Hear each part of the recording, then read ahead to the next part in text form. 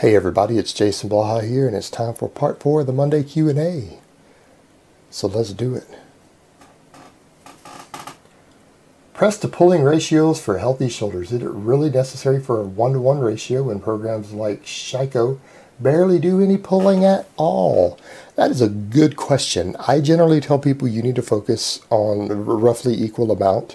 It's not absolutely necessary as long as balance and development stay the same, but realistically, you can add accessory work to sheiko. I know sheiko doesn't have it in there, but there's nothing stopping you from doing some higher rep, or even like I was talking about earlier today in the pin lay row video, which is in the how-to playlist, of doing high sets of triples with a short breaks with a moderate weight, or coming in and doing some sets of 10 on barbell rows. But if you want good shoulder health and you're doing a powerlifting program, I highly recommend that you do face pulls and you do barbell rows. But they don't have to be heavy. You can come in and do them with a lighter weight, but the main thing is you've got to make sure that those muscles in that whole posterior side back there, the posterior delts, the lats, the rhomboids, all of those things, you really do need to make sure that they are being developed properly, or you're going to have weaknesses in all three of your big lifts, because you need those for stabilizers in all of your big lifts, and even partially for primary movers, some of them for the deadlift. So you need to be doing those things. It's just that they're going to take a secondary role in your program. They are almost essential accessories. And so you can incorporate them there. It's perfectly fine. You can get away with those in a program like sheiko. In fact, many people do it that way. It's been done by countless people successfully. So throw them in there. Doesn't mean you're not supposed to do essential accessory work, even though something like that is a very squat dominant program. All right, next question. Should the scapula elevate when performing the overhead press or stay depressed? I've been getting this question a lot lately, and I don't really understand it, because biomechanically I don't see how you could possibly do an overhead press while keeping your scapula retracted and not elevated. It's almost impossible to do unless you're just, are you stopping here? I mean, if this is your military press, then fine, but what happens if you want to go to your eyes or higher?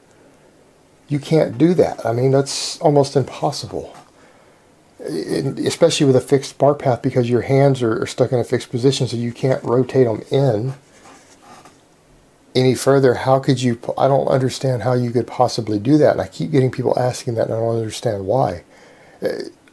I can't do it. I couldn't do it if I wanted to. They're going to have to come up. Your scapula will have to come apart, and your shoulder blades will have to come up in order to lock it out, unless this is your idea of a military press.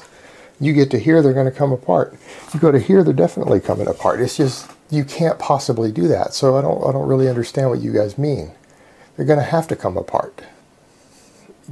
And this question was asked by several people, so I don't know where this is coming from. It's just very confusing to me, because I don't see how you could possibly do what you're asking.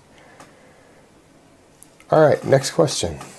Military press versus incline bench press is a bench accessory for powerlifting.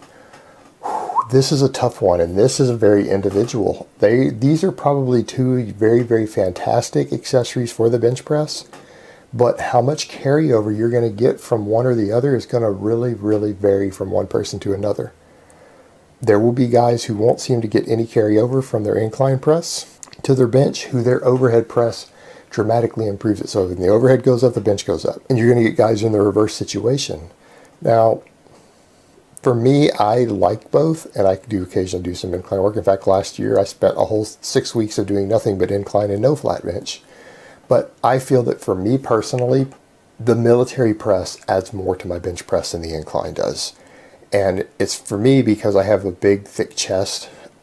My chest is just genetically big already due to my bone structure, that it's not really a weakness for me on my bench press, whereas my shoulders are. So my deltoids tend to be a limiting factor for me on a max bench, not necessarily on my rep work. When I'm hitting a max, my shoulders are what's going to determine how much weight I can move, and they will always give out first on me. So for me, the military press really helps a lot more.